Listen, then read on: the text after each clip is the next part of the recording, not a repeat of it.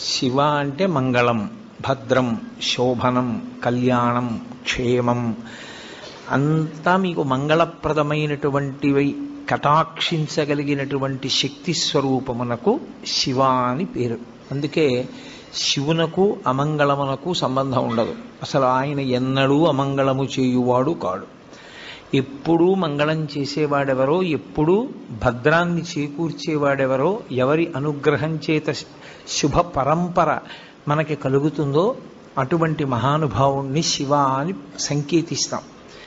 శివునకు ఒక రూపము కాదు, యథార్థమునకు అసలు పరమేశ్వరుడికి ఒక రూపం ఉంటే కదూ. కోటేశ్వరరావు అంటే ఏదో ఒక రూపంతో ఉంటాడు. పరమేశ్వరుడికి అలా ఒక రూపం ఉండదు. ఆయన చేసినటువంటి చేష్టితముల వలన భక్తులను అనుగ్రహించాలనేటటువంటి ఆయన యొక్క కారుణ్య తీవ్రత వలన ఆయన అనేక రూపములను ధరిస్తారు.